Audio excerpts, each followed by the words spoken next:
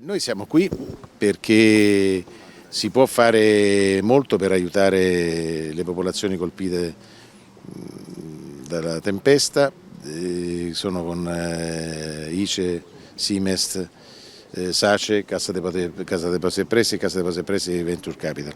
Ci sono a disposizione per le zone colpite, cioè Sardegna, Sicilia e Calabria, 300 milioni a fondo perduto di Simest, che ritoccherà le imprese, anche quelle che non esportano.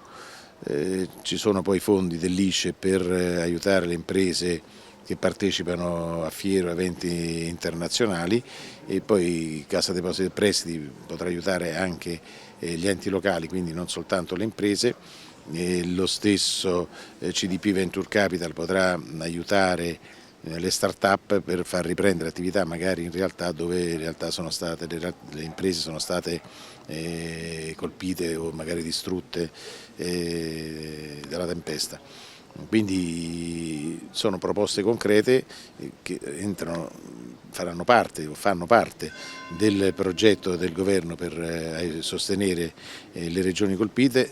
Più ci sarà la partecipazione al Fondo Europeo di Solidarietà.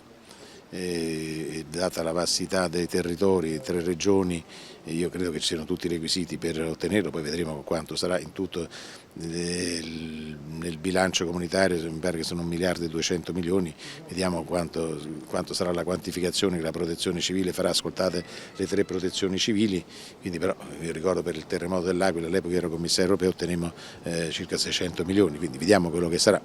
Però è chiaro che i 100 milioni iniziali erano soltanto per un pronto intervento, non era la cifra definitiva, anche perché i danni ammontano a centinaia e centinaia di milioni, saranno quantificati, è inutile avventurarsi in cifre che non si sa. La Protezione Civile farà il conto per l'Unione Europea, quindi alla fine quello sarà un conto anche che servirà a noi, dopo i conti che faranno le regioni, i comuni, per capire a quanto ammontano i danni effettivi, tenendo conto che per il Fondo di Solidarietà Europea si possono valutare anche il tema degli sfollati che ci sono in Sicilia, per esempio, quindi io ritengo che lì potremo attingere a fondi.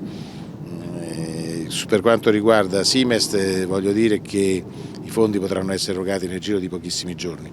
Ho fatto anche una proposta per il decreto che sbloccherebbe, cioè che autorizzerebbe Simest a pagare questi fondi, quindi stiamo andando nella giusta direzione. Ascoltiamo le imprese, ascoltiamo ovviamente i governi regionali, che sono poi quelli che stanno facendo fronte alla prima emergenza, saranno loro poi a dover ricostruire. Quello che è importante è con queste azioni noi cerchiamo di essere vicini alle popolazioni colpite, non nel momento in cui hanno subito la ferita, ma anche quando la ferita deve essere curata e pienamente rimarginata, perché rischiamo se no di fare presenza il giorno della tragedia o i giorni successivi, ma poi per chi vive qua o vive in Sicilia o vive in Calabria la tragedia dura settimane se non mesi, quindi bisogna lavorare anche per far ripartire l'economia di questi territori. Noi ci siamo e faremo di tutto, io lo dico come Ministro anche del Commercio Internazionale, per questo sono qui, lavoriamo in coordinamento con il Ministero della Protezione Civile, quindi con il Ministro Musumeci, il Presidente del Consiglio è regolarmente informata, quindi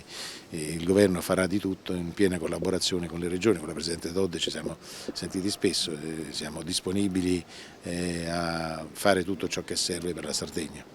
Io domani e dopodomani sarò a Washington per un evento sulle materie prime, ma in occasione di questo viaggio incontrerò i rappresentanti della NIAF, che sono l'organizzazione che raccoglie gli italoamericani, che mi daranno la copia del primo bonifico fatto alla Protezione Civile con fondi raccolti fra gli italoamericani, e continueranno a raccoglierli.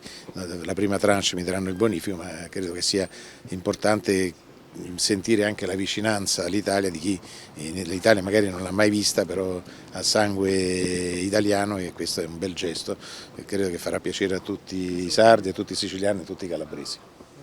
Grazie mille.